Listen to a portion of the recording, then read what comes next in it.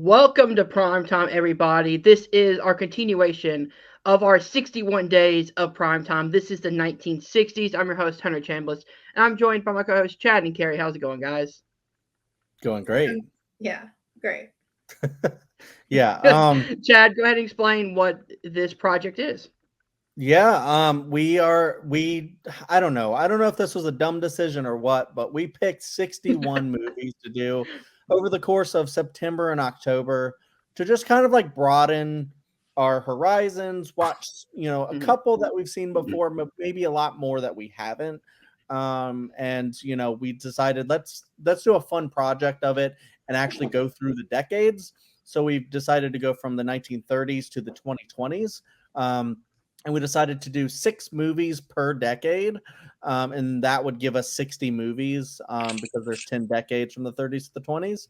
And then we decided to do an episode for every decade and just like talk about the movies and figure that out if we like them, if we don't like them, if they hold up or whatever. And then at the end of every episode we've decided to go ahead and rank these as well. So we've done the 30s, we've done the 40s, we've done the 50s, and now we're at the 60s, the 1960s. And I, for one, am very excited for this one because I think there's some pretty great movies in the slate that may or may not have been better than other slates that we've done before this one. I would go back and watch the other videos if you're interested to see like how the 30s, 40s, and 50s went. But we're excited to do this one and to keep going forward. And then once we get to the end of this slate, we are going to do a live stream on Halloween where we talk about Halloween. We talk about the Mm-hmm. 1970 John Carpenter classic Halloween. We're also going to throw in a bonus of Hocus Pocus, if that's like one of your like nostalgia, like childhood nostalgia, like it is for Carrie and I. Mm-hmm. I'm not actually sure about Hunter. Is that a childhood one for you or It's not really childhood. I watched it recently and I absolutely love it. So I can't wait to talk nice? about it Okay, again. so then you're in the club. Cool. So yeah, for a lot of people, that's Trick or kind of like treat next year. yep, yep. Oh, yep, yep. There you go. For a lot of people, that's kind of like the staple is the Hocus Pocus Halloween. But yeah, we decided to like Mhm. watch those. Maybe we might do an ultimate ranking of all the movies. If I know Hunter hasn't watched every Yeah. single one of them, but if he can get those in or something like that, we can Mhm. figure it out. But without further ado, I think we should go ahead and get into this slate and just start figuring out if we all like these or how many of them we didn't like. I think there's some classics in here, but maybe at Mhm. least one that's not very good. But let's find out.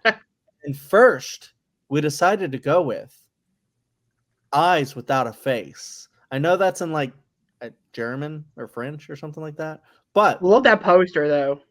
It's a good poster. we decided to go with this one. It's one that I've heard of like for so long, seen the poster of and stuff like that, and just never got around to. And now I'm glad we got a chance to watch it. But let's have Mhm. Hunter start with this one. So this one is really interesting. I'm not gonna say it's my favorite that I watched, but it's definitely not the least favorite one I've watched.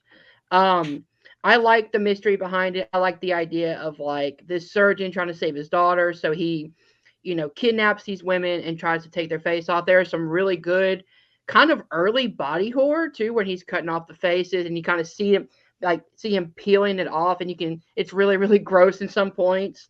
The acting I think is really good. It kind of slows down in the middle for me a little bit. Like there is kind of a lull in the middle that like is not as good as the opening, and then the ending is really good. But like the kind of middle part, I found kind of boring. But overall, I kind of enjoyed this movie for what it was. Nice, nice. On to me. Um, I really dug this one. This might be just one of the scariest movies I've ever seen, just because of how like affecting it was. Like I actually like put myself in the shoes of these ladies that were being kidnapped like for their their beauty and kind of like having that same Mhm. look as the guy's daughter, um, a- and because he wanted to give her like the closest look, but make her beautiful again and stuff because she lost like her face. Um, and I'm pretty sure, by the way, this is probably where John Woo got the idea for Face Off. Um, Face off. because there's so much Nicholas Cage. imagery. Face off. Oh, there's so much imagery of people without faces and putting faces on and kind of acting different Mhm. and stuff. Well, they didn't really act different. It's not like that. Like the personality doesn't go with it or whatever. But um I don't know. I think the pacing worked for me. I didn't really feel the slowness that you did. I feel like maybe it Mhm. was kind of a slow burn in a way. You're trying to figure out what it's all going to amount to, but it's ultimately very simple. As the guy just wanted a face Mhm. for his daughter, but like you hit it the nail on the head there, Hunter, when you're talking about the body horror and how creepy it was for to you don't spend a lot of time with like the first woman who gets her face cut off, but Mhm. when it doesn't really matter because I just found myself like thinking about like someone like getting in the wrong car with someone who you Mhm. trust, and then you end up waking up to someone about to cut off your face. And then you see someone who doesn't have a face staring at you, and just all these horrible things. And they got like lots of dogs in cages, and that might be like how they like track people down and or like get people who are trying to escape Mhm. and stuff like that. Carrie, what's up? I will talk about it when it is Okay. my turn. I'm sorry. Um, Yeah, but like I mean that's creepy and I just wanted to if you had something to say, I just want but that's creepy in itself is like the idea of the dogs being, you know, abused and things like that and just like kept in cages like that. And I think that's why another reason why I love this movie. Spoiler alert for any of these, by the way, that we're talking about, because sometimes we do want to touch on things that happen in it. Is that at the end, the daughter who is she gets a face at one point, the first woman who dies, because she doesn't die from her face getting extracted, but she tries to escape and she ends up like going out of the window and getting killed that way, which Mhm. is extremely sad. Um but yeah, the her face on her face, the other woman's face on her face like looked great. I was like, holy shit, like like Mhm. the way they like extracted the face, I was like, how would you ever get that to look normal again? And he's like the best plastic surgeon ever, or whatever, but the one of the worst Mhm. human beings ever. Um, he's like one of the biggest like horror villains that I could even think of right now. Mhm. Just thinking about that, and he just seems so normal, like he runs like a hospital, and stuff, and just the way he's able to kind of steer the cops away, like, oh, she came in, but she checked out. And so what are they going to go check every room? So it's just like a Mhm. lot of that is just really, really terrifying to think about getting locked up. That way and getting your face torn off. But yeah, I love how this ends with and the assistant, like she's like, I owe you my face too, and things like that. So he's got like helpers that are like devoted to him. And then but then you have the daughter ultimately seeing this whole thing. Like that's kind of like the only thing she has left is her eyes, and she sees, all the things that her father's doing, and then she ends up, saying this is Mhm. wrong. I can't see another person get killed because of this and lose their face and whatnot. Which, if that happens to you, your life is kind of over, anyways, because it's just horrific. But yeah, then she ends up saving the day by saving the woman, stabbing person in the neck, the assistant in the neck, and then releasing all the dogs. And I was like, perfect. And then the dogs maul the guy, which is amazing. So yeah, it had a really brilliant ending. So I kind of love this one. I think it was actually pretty fantastic. Um, so I think it holds up from like everything that I've heard, that it's like one of the best like classic movies, and I'm so glad we got to Mhm. watch this because it's just so scary. Carrie, speaking of scary, Well, scary Carrie. Yeah, I'm glad because I picked a good one and a bad one, and this is my good one I picked. um, yeah, I don't know if I have much more to add. I'll say actually, Chad, with the dogs, I think this was based on a book, although maybe it was just a screenplay, but I think it was based on a book. It And a lot was. of It was. yeah, so a lot of it actually had to be toned down a little bit in order to get approval for like from yeah.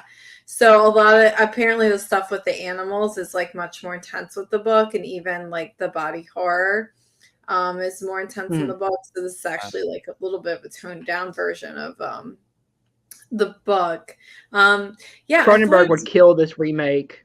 oh my gosh, right? But I love this version too. Like, I don't know, like just the way it's done, like I like something about the black and white and like the simplicity of it. Mhm.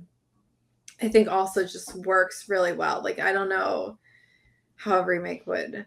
I don't know, but sometimes people come out with Yeah, really I good see remakes. what you mean, Carrie. Yeah. Yeah, a Mhm. remake would kind of be weird, probably not Yeah, necessary. I thought this one I don't have much more to add though. I mean, I agree. I thought this one was really good. It wasn't my favorite of the bunch. But Mhm. yeah, definitely really enjoyed it. Would love to rewatch it. Yeah, yeah. So, Especially one more because thing that to daughter add. was. I was gonna say that daughter was a very sympathetic character. I thought. Mhm. Go ahead. Mhm. So you brought up the fact that the woman like falls out the window. Was it ever said that she like saw her reflection and it scared her and then she fell? Because that's what I thought happened. Is that she was running, she looked at her reflection, and then that kind of scared her out of the window. I was pretty sure she still had bandages on her face, but maybe she unraveled it. I can't remember Mm-hmm.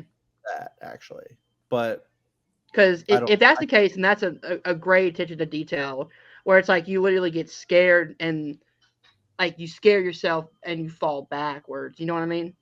Mhm. Mhm. Yeah, That would have I been like think a it cool was little just detail. that she was trying to escape, and then she ends up just like jumping Mm, up the wrong thing, or was just forced out or something. But yeah. I'd have to rewatch and find that out. Because I know that they cut like around her like eyes, that it was just her eyes that were left with the skin Hmm. around the eyes. It's just really creepy, and that Yeah. that that surgery part too really reminded me of like Saw. So It's like a yes, Saw movie in a way. yes. So Very very creepy, especially for the time. yeah, Mhm. yeah, I was like blown away because it was like, Hmm. wow, okay. I did not expect them to actually go this hard in this movie, and to Hmm. hear that the book goes harder, I never want to read that book. Um, but yeah, let's move on to the amazing transparent man.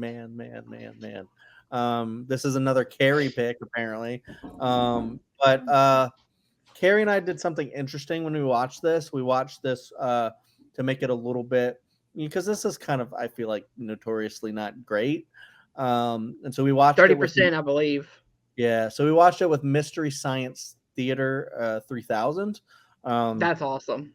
which I'm not like a huge fan of. We've watched a couple of movies that we were Mm. trying to watch that were supposed to be like really bad. I think it might have been just this one and Manos: The Hands of Fate Yeah. that we Mm. watched with this one, and it makes it a bit more bearable because it's funny and they just crack jokes and stuff, but you can still like get the content and everything. But Hmm. I don't love the like little comedic skits that they have in that show or whatever. It's probably best to watch Mystery Science Theater 3000 just as a show and just watch the movies Hmm. that way rather than just picking and choosing certain ones to watch if like you really want to get Yeah. into it.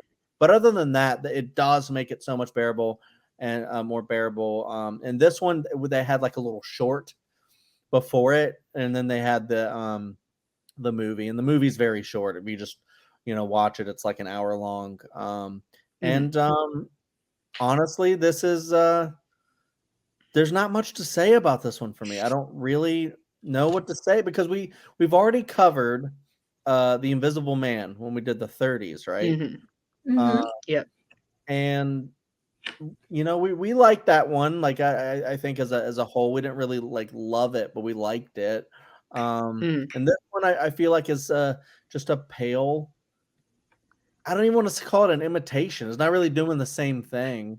It's just a pale thing. Yeah, I don't know. They're like trying to make a what was the animal invisible? Like a bunny or no, a frog? No, it was like a Oh, it's like guinea a pig. guinea pig or like a hamster. Yeah, it was like a guinea pig. Um Yeah, or and a Yeah. hamster. yeah, and then I feel like the guy was kind of a jerk the whole time. Like no one's really likable in this movie. I No. feel He like he tried to be the Invisible Man, Jack Griffin, but it did not work because yeah. you could tell he wasn't having fun with the role. Yeah, and it didn't really feel like there was that much of a story with this one either. I mean, you can tell that I'm kind of grasping at straws to find something to even say about this. It's like there's really not much of a story there. Um to be honest. So yeah, I don't remember much from it because I don't think there was anything memorable in it. So to me, it was pretty bad, and I didn't really care for it at all. Mhm. So Carrie, do you have anything else to say about this one? Yeah, I think this is the worst movie we've watched so far for 61 days. I think as evidenced by the fact that it has a Mystery Science Theater episode. Mhm. And I think there are a few that we watched that we personally didn't like, but I think are still considered like somewhat classics that we've watched so far. But this one, I think, really um, yeah, the most redeeming thing about it is that there is a Mystery Science Theater episode, and Yeah. that there's some good jokes in that episode. I'll say basically this is about a guy who creates a way to make people invisible. He I think he breaks out from jail or somehow gets released. I can't remember. I think he breaks out though from jail. A criminal, like a Mm. That's right. That's safe right. cracker, and then I guess his goal is to turn the safecracker invisible, but then the safecracker isn't really down with any of it. So he just like kind of goes crazy once he turns invisible and like does whatever he wants. I feel like that part was kind of funny, but I think it was because we were watching people joking about it. Yeah, yeah. Yeah. Um, so I'll say if you're gonna watch this one, like if you're like kind of a completionist and you want Mhm. to watch like everything, watch the Mystery Science Theater episode with it. And yeah, there's some fun jokes in that. Yeah.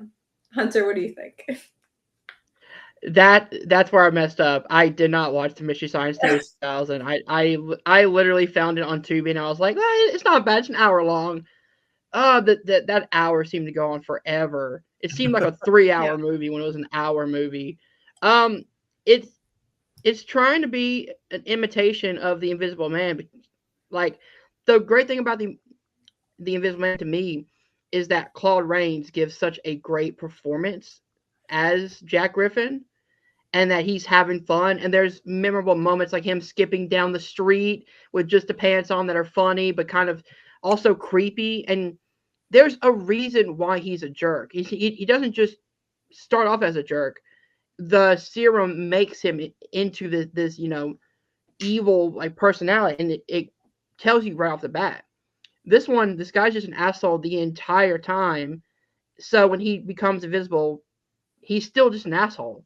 And I don't care. I don't care about the story. I don't care about him trying to get the money. There isn't any like trying to redeem him. Like even in the Invisible Man, the ending is kind of redeeming him a little bit by having him die, but then you see what he actually looks like. So they get that one last moment with him, and that kind of carries you from the beginning to the end of the movie. This one just doesn't do anything. I mean, it had a cool explosion at the end, but I'm pretty sure that's a stock footage anyway of the explosion. Yeah, I did not like this movie at all. Yeah, I will say for this, at least it didn't have as like sexual assault every Yeah. 5 minutes in it like Hollow Man did. But that being Yeah, said, I'll say yeah. Hollow Man was still more enjoyable than this one. So it is what it is. Just really dull at the end of the day and really doesn't do much. But all right, so let's Hmm. move on to a better movie. Yeah. The Little Shop of Horrors. No, not that one. Not the one with Rick Moranis. That's a musical that was directed by Frank Oz. Uh, this is Roger Corman's original The Little Shop of Hmm. Horrors, which the musical was based off of, which then we got the 80s movie and all the other Little Shop of Horrors stuff that you know about is from this movie. So Yep. let's talk about it. Carrie, do you want to start with this one? Yeah, I'll start. Some fun facts. I think this was shot in like literally 2 days using the old Wow. Hmm. sets from A Bucket of Blood, which was in our Wow. 1950s. Um, yeah, and so I guess it just took a couple more years to come out after A Bucket Hmm. of Blood was released. And it was basically a bet kind of like, could Roger Corman make a film this quickly? And he also was trying to get out of it was shot in 2 days partially because the rights for actors were about to go into effect that actors would have to get residuals from their work and couldn't sign them Hmm. away. Um, and he made this movie before they had that right. So I see Roger. yeah. Yeah. So he wanted to get one last, he was like, I want to get one last film in before these rules go into effect. But this is a horror dark comedy. It is, as Chad pointed out, it is so much like A Bucket of Blood. Like Chad Hmm. pointed this out when we were watching it. Basically, a guy just starts. First murder is maybe accidental, and then he just keeps killing Yeah. people. Yeah. Yeah. But I really love this one. I thought it was really funny. Um, and I'll say if you are looking for online, there's a lot of most of the streaming sites have like really poor quality versions out there. Like AMC Plus is where we Hmm. originally tried to watch it. Um, really poor quality version, and then we were trying to figure, we were like, there must be a better version because we could see the photography stills that looked much better, and we found a better Hmm. version on Tubi. It's like the second one, it's not the first one that pops up. Hmm. But yeah, overall I thought this was hilarious. Audrey, well, it's not called, is it called Audrey It's in this one? Audrey, yeah. Yeah. Audrey um, Jr. Yeah. Audrey Jr., yeah, is really funny still in this one. I mean, I think this is just a great story. And it's different from the remake, but in great ways. I mean, I think it's still just Hmm. such an enjoyable movie. Hunter, what did you think? Yeah, this was actually one of the best ones that I watched personally. I just had so much fun with it. Um, Not gonna lie, I thought this one was also going to be a musical, and then I realized no, there's no music in this one. So the '80s one, I guess, just added the musical elements to it. Jack Nicholson, a very young Jack Nicholson, is Yeah. hilarious. I love him in this movie. He's a small role, just like the one in the '80s is Bill Murray. I'm forgetting his name. Bill Murray. Yes, Bill Murray is hilarious in the '80s one as well. I love the lead actor. This one is also because it's a Roger Corman movie. It's got Dick Miller in one of the co-leads, so I always get to see him. This movie was also very like creative and like innovative for like using like the puppets, and they only had 2 days, and you got these really great like shots of like Audrey Jr. getting like growing bigger and bigger from little plants. So it's something that like especially in the '60s you didn't really get to see a lot of that. This was very unique and creative. I'm also realizing that I'm a really big fan of Roger Corman movies, just Yeah. in general, and I didn't realize I would end up being a fan. So this is definitely one of the best ones I watched out of the six. Yeah, no, I agree. I actually really love this movie. And I agree because we've watched two Corman movies for Hmm. this list so far. I mean, this might be the last one think we'll watch for our 61 days, but we want to go, or at least I want to go and watch a lot more because yeah, I mean, he's not just horror. He's done a lot of different genres like Hmm. westerns. He started out doing westerns and stuff. But I definitely want to go and watch a lot of more of his horror movies as well. Because even though Bucket of Blood and Little Shop of Horrors are very similar, they're still both great, like on their own. Like they do Hmm. different stuff. They have different stories, even if they do follow the same kind of trajectory and like path, and like it's about a guy going down a dark path and killing people even if he was initially a good guy. um I Hmm. think Dick Miller in A Bucket of Blood, you could probably question whether he was a good guy just in the beginning. I mean, he stabs a cat like immediately. But he Hmm. um doesn't mean he to. doesn't mean to, but he's Yeah, it was an yeah, accident. he's not being very gentle trying to cut through the wall, I and then he doesn't really care in that that much one, after he does it. in that one, he's just trying to get the cat out of the wall. I He just know, misses. but afterwards he's just like, this could be a thing. I could make this into art instead of crying for days like I would. But anyways, yeah, before I decide to, make my cats into art, I would be crying for weeks on end. But anyways, that being said, Little Shop of Horrors. I'll never do that, by the way, just to let people know. Little Shop of Horrors, I think, is fantastic. Hunter brought up Jack Nicholson, and when he showed up, I was like, because I was trying to like, sometimes I'll play a game with Carrie where I'll be like, that person looks like a, oh, like the main character guy. I was like, he kind of looks like Oscar Isaac a little bit, and Carrie was like, it kind of does. Hmm. And then, the one guy shows up, and I was like, oh, this is the Bill Murray character who loves getting his teeth worked on. And then I'm like, that guy kind of looks like Jack. That's Jack Nicholson. That was kind of like my train of thought. Like, That is Jack Nicholson. like, that is Jack Nicholson. What? I didn't even know he was in this. Yeah. Carrie saw he was in the credits, and then I was like, I missed that. So that was a complete surprise for me.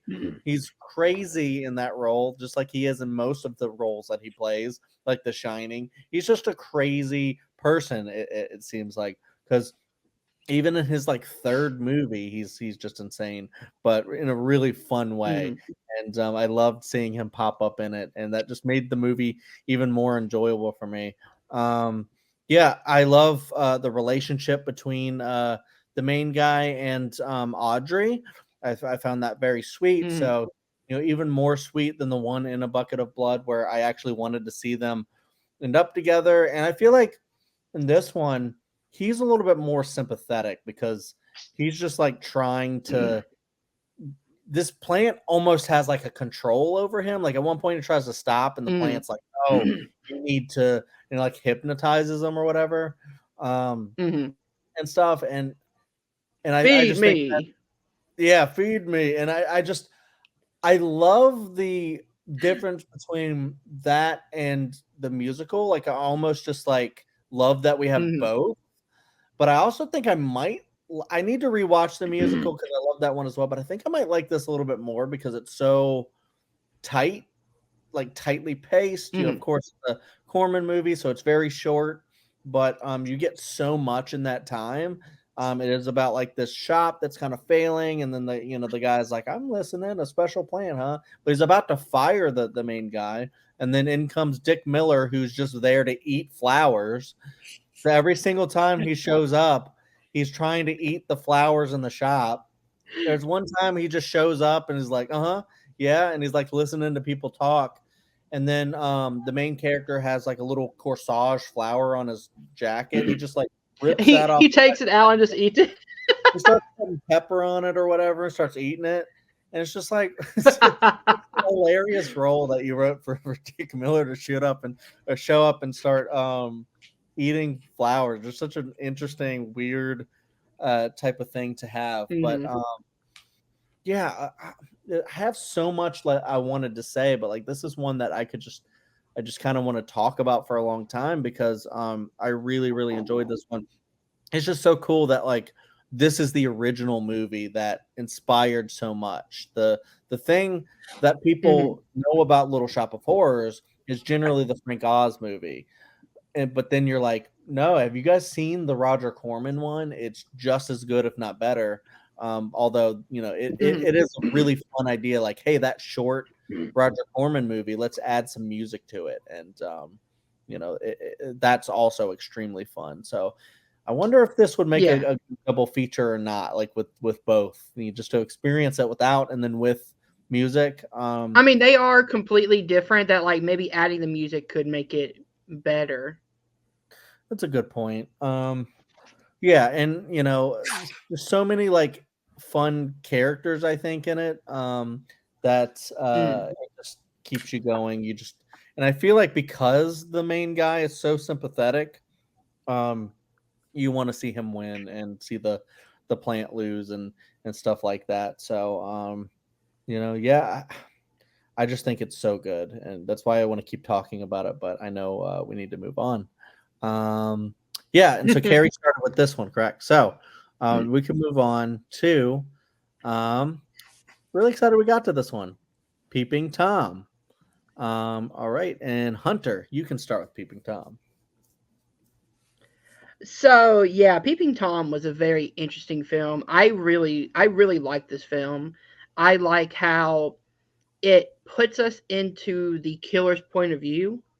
Like we follow the killer, we get to know him, we get to see his life, and then I love the use of the camera in this film, like constantly rolling, and you get to see the expressions on the victim's face, and you get to kind of get this dynamic of the villain that not a lot of horror movies at the time would have given us. Normally, it's black and white, good guy, bad guy. This guy has kind of a mixture. He is a bad guy. Of course, he's murdering people, but you can also see when he's around his love interest, there's something there that's stopping him from committing that murder on her. Um, I think the acting is incredible. The suspense and some of the horror scenes are really well done. I love that it's a movie about making a movie. I love those type of like meta movies. Um, so yeah, I really enjoyed this one myself. Yeah, I agree. I think this one's good. I don't know if it's like one of my favorites of the slate, but I Mhm. really also glad that I got to watch this one because so many times it's just kind of like you hear this is like the original slasher. It's like this or Psycho, and so and then also hearing about like Halloween is like the big movie that puts you into the killer's viewpoint and stuff. But Peeping Tom also does that. I think I mean of course I think it's done better in Halloween, but Mhm. um, Peeping Tom I think just uses the style very well and just you know get you into the mindset of that person who um, is using the camera to film everything so much so that he decide his weapon is to stab somebody with something attached to the camera so that you can see the fear on their faces as they're dying and being stabbed to death, which is brutal and insane and just like one of the most like sadistic things I can think of. Um, but as much as this is like kind of a slasher, it also just feels like a great like psychological horror movie where the main guy is was tortured as a kid. It's kind of like oh, what was the oh the if you've seen Poor Things, the doctor, Bella's dad in Poor Things was also kind of like tortured as a kid, and experiments were done on him. And every time you hear something new about something that was done to him, you go, "Holy shit, like, what?" And then with this, it's kind of like a similar thing where he's like, he would, you know, put a gross like lizard in my bed that would crawl around just to see my reaction of being scared to death. And I just think that's like such an interesting thing to add on to it that makes it a little bit more sympathetic. Like Hunter was talking about, like he's sympathetic, but he's also a cold-blooded murderer, which Hmm. doesn't give him the right to do what he's doing. Only makes him a little bit more of a sympathetic and interesting character than you know someone who can be redeemed. And he probably knows that because his ultimate plan is to stab himself, um, and end, I guess, his misery because if there's child abuse and stuff like that, in your life, you're probably uh, not going to be okay later on. And, I feel like someone like this could have been helped with therapy and stuff like this. But yeah, I think the way it was shot, just everything just was really, really cool. A lot of great characters in it. Yeah, I'm glad I got to watch like one of the grandfathers of like slasher movies and stuff like that. So, Carrie, what did you think about this one? Um, yeah, I don't think I like this one as much as you guys did. Um, like I thought it was like mostly like the novelty of it, and it was really Mm, cool, just like the concept of being from the killer's point of view and like how the killer operated. yeah. But just overall as a movie experience, I don't know. Like I would just prefer to go to different slashers, like later slashers that take this same concept, like Halloween and like there's plenty of other ones in Psycho um, that take the same concept and I think kind of improve upon it. Um, but I mean, I don't think it's a bad movie. I would definitely watch it again. Um, yeah. Yeah, I get that. I get that. I do think even though it's a foundational movie, Hmm. and Psycho was as well, but Psycho's like an incredible classic. I feel like this one I can see someone being more on the fence. Like I wasn't like bounds in love with this one either, so I totally get where you're coming from with that. Hmm. All right, we can move on from Peeping Tom to Onibaba. I For so long because I'm a fan of the critically acclaimed podcast with William Bibiani and oh god, Whitney Seibold. Sorry, Whitney um, Seibold. um, I love them so much, and they had recommended this like for a while, and then I was like, I need to watch that one day. That sounds really interesting. Onibaba. And so when Elliot was born and he was having bottles, I kept going, Onibaba, baby Baba. I don't know, I just like kind of thought the name was interesting, so I just kind of like kept saying it. So I'm glad I finally got to watch it. And Carrie can stop being annoyed by me saying Onibaba, baby Baba all the time. But So yeah, so now I'm actually like really excited to be able to talk about Onibaba, Hmm.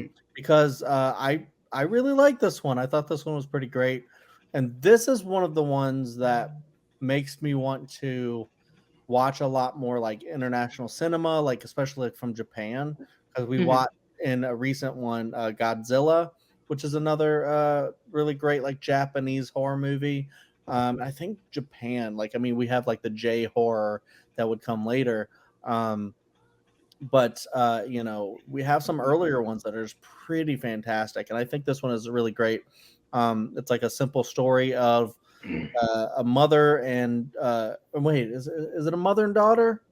I think it. Uh, The mother-in-law. mhm. Yeah, that's right. Okay, and they're just kind of like they form this like little unit where they're just living in like kind of like the grass or whatever, where there's like a war going Hmm. on. So the soldiers are coming and they're killing the soldiers to take their armor to sell for food. Um, I find that just a really interesting concept just to begin with. But then you have like this whole uh, thing about like sex and relationships, and how the younger woman gets this guy is seduced by this guy, and then they end up forming like this little relationship uh, where it might be like mostly sexual, but it's I feel like it's romantic as well. But the older woman, feels this as a threat, like both in their way of life, but then also like she has jealousy over it, and she just wants it to stop. So she tries to get it to stop, but she fails, and then um, she sees a she sees another soldier come out who has this really creepy mask bound to his face, and armor and stuff. But like this mask is so creepy, and he says it's because he's like the handsomest person ever, and if someone sees him, they'll just It's like go die blind. of Yeah, they'll die of seeing someone gorgeousness. handsome. And then because they have a pit where they throw all these bodies, she tears the mask off. Really tough. Tears the mask off and sees a very disfigured face and assumes he's like kind of like a demon of sorts. But she uses this mask in order to scare the young woman, to force her into not being with this guy anymore, because like I said, she's afraid of Mm. losing her way of life, and she's jealous and all that. And then this ends up kind of like haunting her, and she ends up becoming like this demon kind of thing. Which is, if you're trying to do that to someone, you are kind of being like a demon, like a problematic Mhm. person. So I love how that kind of manifests in this actual like ghost story. Because this mask and suit and stuff is very supernatural, and Mhm.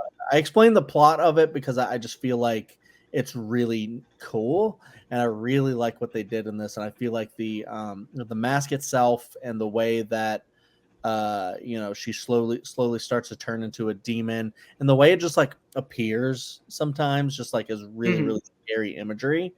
And I love how it ends like really abruptly with her chase. Like she gets the mask off, and then her face is now disfigured. Because it's like apparently it's like a supernatural mask of like punishment or Mhm. something. And so that guy might have been the handsomest person ever, and then the mask disfigured him. And then I love how it ends up. They both jump over that hole where they dig the bodies, but Mhm. then you don't know what happens to the older woman. Like she jumps and then it cuts. It's kind of Mhm. like a very like Sopranos kind of ending, and then you're just like, whoa, okay. So I like how it like is a little bit ambiguous there as what happens, Mhm. but I think she probably fell into the hole. Yeah. Screaming, I'm a human being, kind of like from the Elephant Man. But yeah, I really really love this one. I just think it's really creepy. It is kind of a slow burn though, so I Mhm. understand if someone doesn't vibe with it, but I do think the imagery alone is just really creepy. And it's a really cool story. Carrie, what do you think? Yeah, yeah, it was a really cool story. You said a lot. I'm trying to think. I Sorry. don't want to repeat anything you said. I Okay. thought the mask was really scary. And like the concept is really cool, like of like putting it on and then when it rains, like you're not able to take it off, or if you do, you're Mhm. incredible, like your face is messed up.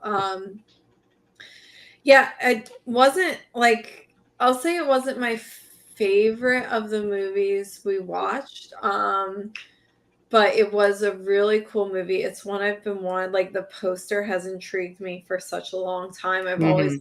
seen the image of the mask. Um, I think the story, the movie that goes along with it is just really well done. Yeah, I would say I guess my main issue with it was kind of like pacing, almost like all the romantic scenes and stuff. I was kind of like, okay, like I could do Mhm. without some of this, or like we could quicken Yeah. the pace here. Um, but yeah, I thought the story was otherwise really solid and just like terrifying imagery. Just a really Mhm. interesting movie. Yeah, it kind of remind me of like The Mask, Jim Carrey. But yeah, Yeah. that's a good criticism, Carrie. I Well, would I Mhm. definitely. wonder if that's inspiration for. It might Could have been. be. Yeah, Hunter, what do you think? I really love this movie. Yes. The first time I watched it, it was hard for me to get into it maybe the first 10 or 20 minutes because I was like, I don't know where this movie is going to go. But by the end, I really enjoyed it. But I think what made this probably my favorite is going back and watching videos on YouTube about like the deeper meaning behind it and like with a lot of Japanese movies around this time, it dealing with post-war, kind of Yeah. like Godzilla back in the 50s, where it deals with the aftermath of post-war and like what that does with a family where maybe a family member doesn't return who's in the army or in the military. Like, how does somebody cope with that? And the idea that like the the mother-in-law, she does become a demon, but it's because she lost her son and she's about to lose her daughter-in-law. She's so worried about Good point. needing her daughter-in-law to survive in these post-war elements where she has nothing. So now it's like, what do I do if I lose? I've already lost my son to a war, and now I'm going to lose my daughter-in-law, to this guy who I thought was supposed to be my son's friend, and now he's coming back trying to get with my daughter-in-law, with trying to get with his wife. Like, so what am I supposed to do? So she goes the darker route of trying to scare her and try to take, kind of gaslighting her into believing this Yeah. tall tale just to get her to stay in a position where the daughter-in-law could be even more miserable. I love that story. There are some problems with it. I have like again what Carrie said. I think some of the pacing issues is in like the first 10 or 15 minutes. I'm like, I don't know if I'm gonna like this, but by the end, it really does pick up. For me at least. I think the acting is really great. I'm finding myself being a lot more into J horror than I thought I originally was. We have another one coming up in the 90s that I cannot wait for you guys to watch. That is one of my favorites. But yeah, I really love this movie. And by the way, it took me a long time to realize where I've seen that mask before. If you guys are a pro wrestling fan, which I am, that mask is currently being used in AEW with the same horns and everything. So I wonder if that's like a callback to that original mask. Which, if it is, Wow. that's awesome. Wow. I mean, you could wear that. I'm sure they don't, but you could wear that mask in wrestling and call yourself Onibaba. That'd be Yeah. scary. Okay? But yeah, if you want, watch one of the most influential uh, J horror movies with Godzilla.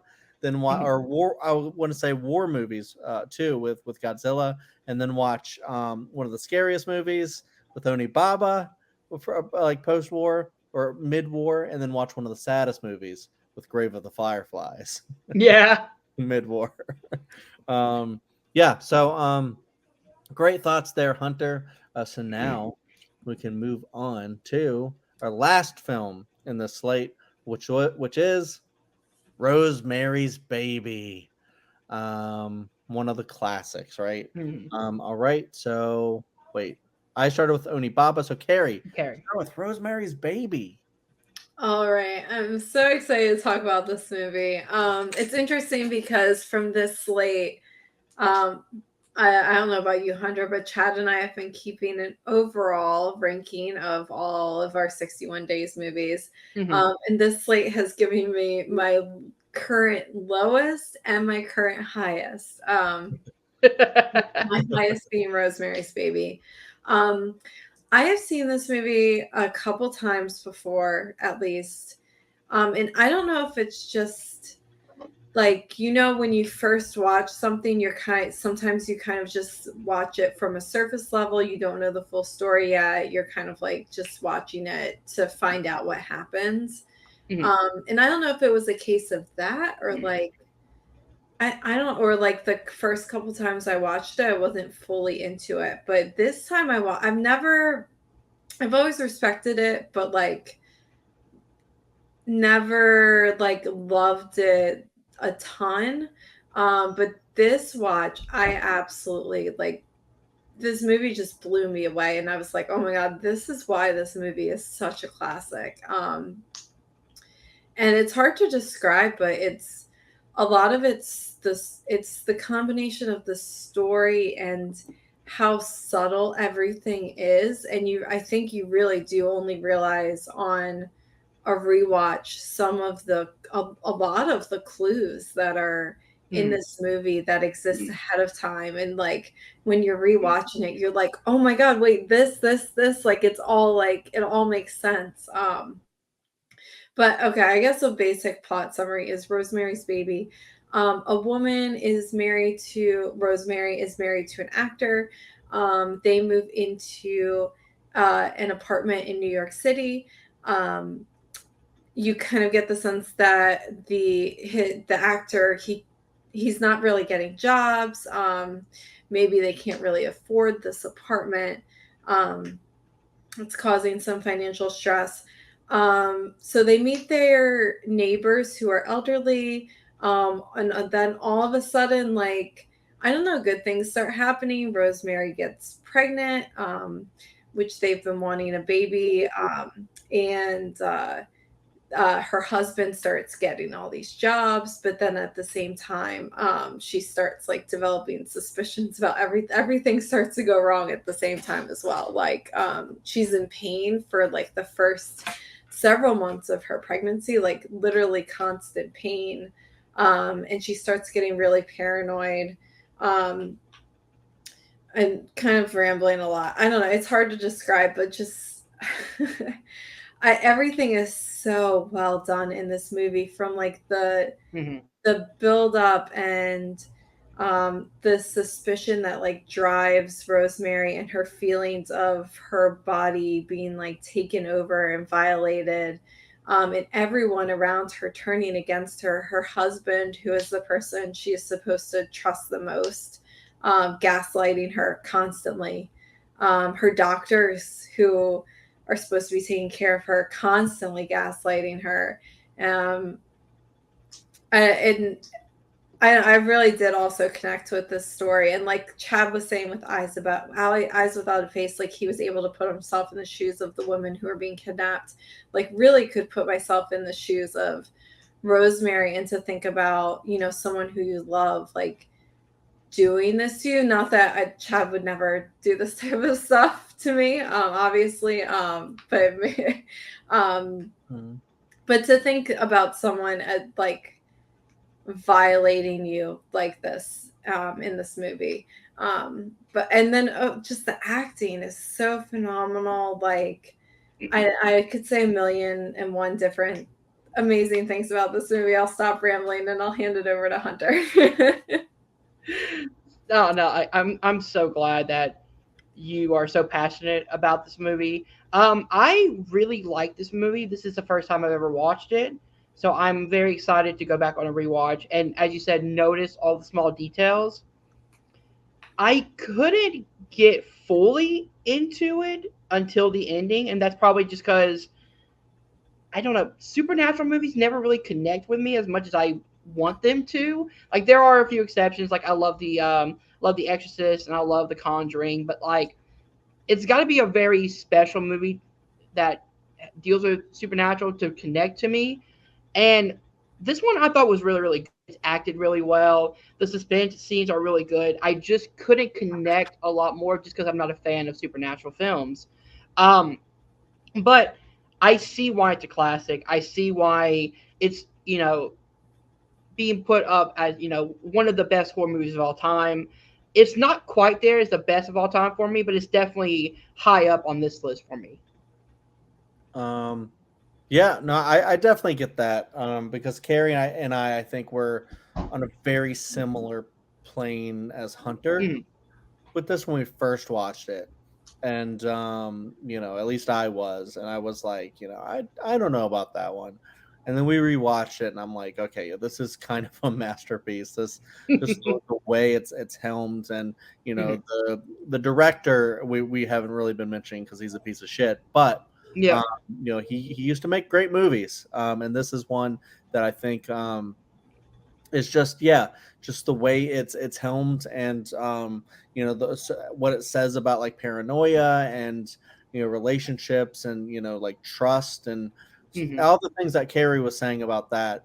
I just think is incredible. I think if this is not your thing, either it's like the supernatural thing that Hunter was saying, but then it's also pacing of it, and not saying it's bad pacing, but it's Mhm. just a slow burn style that maybe not everyone can get into, because this is a truly like slow burn film. I mean, it's over 2 hours long. It's Yeah. almost 2.5 hours long, and so it's like this really long thing where it's just building this, story. And actually and I'll say it's very hard to watch at times, Mhm. because it has, like Carrie was talking about, like the violation of Rosemary, where I just think it's so incredible, like the way it was filmed, and that it's kind of from Rosemary's perspective, and you get to Mhm. see, just like you're not sure exactly what's happening, but like she's being violated and like raped, and Mhm. something's going on. You think you're probably trying to put like some sort of child, like demon child, in Mhm. her, I guess, kind of a cult like thing. And but just the way they have it, where it's almost like she's dreaming, because like they drugged her and stuff, and all this stuff. It's very hard to watch, but Mhm. I like how psychological it is. And Yeah. like Carrie said, she felt like she was in Rosemary's shoes.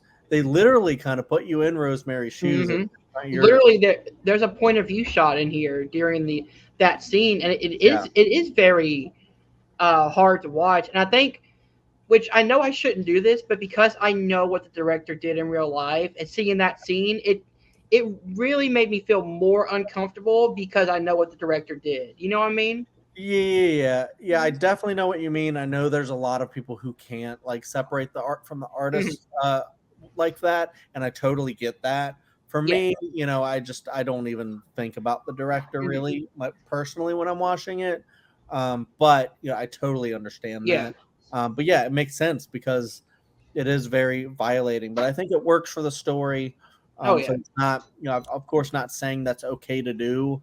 And it's like, I feel like this is also like very influential for like films like Hereditary, Yeah. because it kind of goes about it in a similar way, and ends in kind of a Mhm. similar way, but very different story.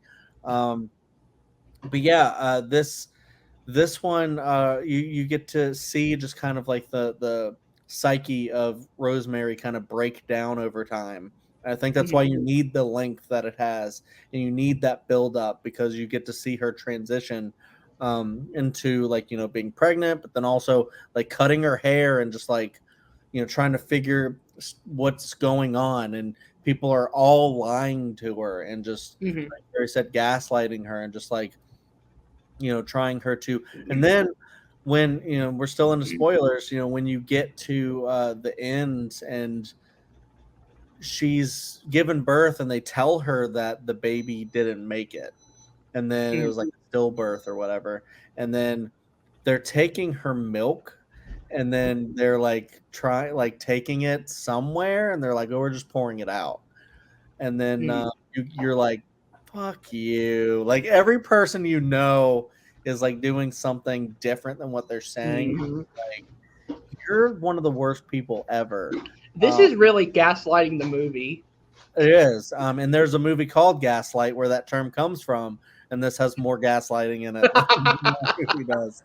But but yeah, it's just incredible filmmaking. Like, this is like Mhm. one of the best films that we've watched, that happens to be just a great horror film as well. And I love the ending. I love uh what's the line where it's like, uh what happened to its face, or something like that, where she's like looking at the crib. But Mhm. then, just like Carrie and I recently watched the movie It's Alive, which we won't be covering on this 61 days, but it's kind of like that similar thing, to where the mother is going to be like, I don't care what it is, it's my baby. And she just starts to like fall for the baby, and it's like, you're rocking it too hard, you're rocking it wrong. And it's just I like, will say I do find it funny that in the last 2 decades we've watched two movies that both have an actor named Guy, who is an actor. Yeah. But yeah, there's a reason Carrie was rambling and about like her passion, as Hunter said, Hmm. because it is such a phenomenal film that we could dedicate a whole episode to, and Oh yeah. maybe down the road, this could be one, especially if like you know, I don't know what I was gonna say, but I if mean, it's with Apartment 1A out, we could do that as a standalone episode. yeah, we could do that. We could do like a kind of Tie a that in with, yeah. double feature type thing and just like discuss it, and Hunter Hmm. can like rewatch Rosemary's Baby Oh down the yeah. line, and we can maybe talk about it more, because yeah, this one is pretty incredible. I'm with Carrie. Hmm. It ranks very high for me as well. So yeah, with that being said, let's go ahead and get into our rankings. Hunter, what is your ranking of these 6 films? All right, from 6 to 1. Number 6 is The Amazing Transparent Man. Number 5 is Eyes Without a Face. Number 4 is Peeping Tom. Number 3 is Rosemary's Baby. Number 2 is The Little Shop of Horrors, and number 1 is Onibaba. Ooh, I love that Onibaba was your number 1. That's cool. I love it. Um, So good. My number 6 is also The Amazing Transparent Man. My number 5 is actually Peeping Tom.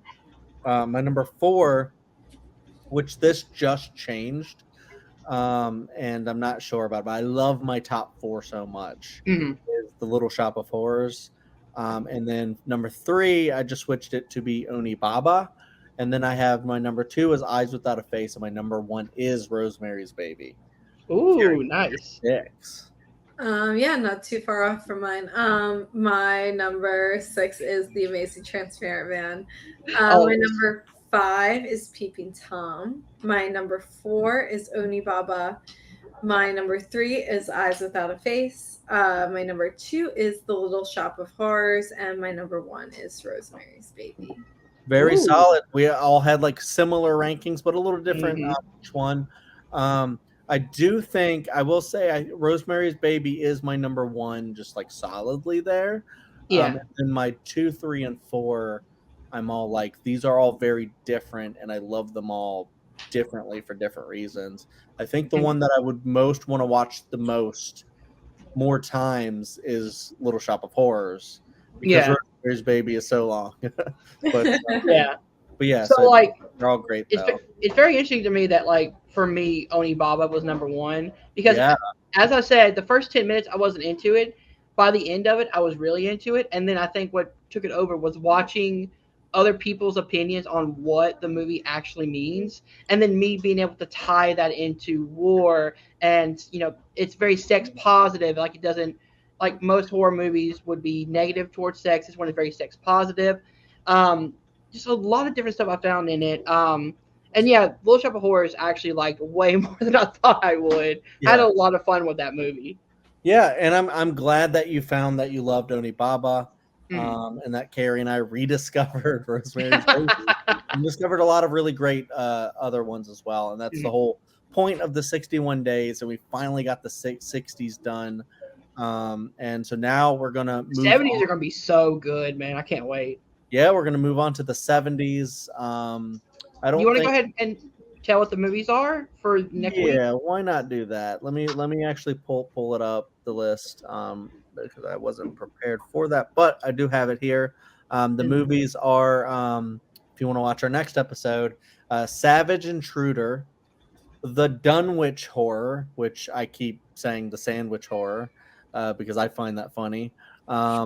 Last House on the Left, Wes Craven classic. Mhm.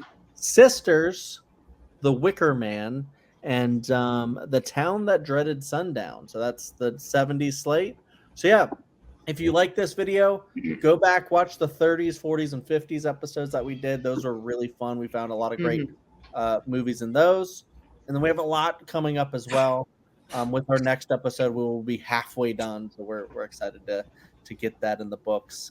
And any other thoughts, guys, or other plugs you guys want to do before we? Um, I know, Chad, you said that Wednesday we're releasing the horror series bracket 70s edition, correct? Yes, yes. With John Marr and Jeremy Adams on the panel. So, which is funny, we're doing one from the 30s to the 20s, and the other one we're doing from the 20s to the 30s. Yep, that's true. We're like That is crossing them. true. Yeah, so if you if you like this, but then you like you're excited for the next 70s decade that we do for our 61 days, go ahead and check out our 70s bracket. We cover a lot more 70s movies than that with Yeah. a couple great friends of the channel. And we're trying to figure out what the greatest horror movie is ever made in that series, the decades bracket series. And so we've found out what we think is like a group of five, what we think is the greatest 70s horror movie. So that each decade we have a favorite, and then we're going to do a whole championship series With the top 8 from each decade, correct? Yep, and then we're going to whittle it down to what the best one is. We're hoping to have like a lot of fun with that one, have a lot of great guests and stuff like that. But that is another I great. also want to plug one more thing as well. Mhm. Our next episode of Sinister's Horror Stash will be on the original Jaws movie to go on with Godzilla -1. But in October, the early of October, we are going to be recording Terrifier and Terrifier 2. Sinister's Horror Stash to be released before the release of Terrifier 3 coming out on the 11th.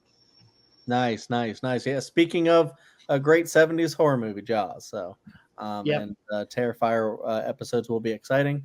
Carrie, do you have anything you want to plug or talk about? No. She said no. Yeah, so I'll just throw out, check out the Dill Pickle Movie Network, where I have a show called Picture This. We watch a bunch of Best Picture nominees.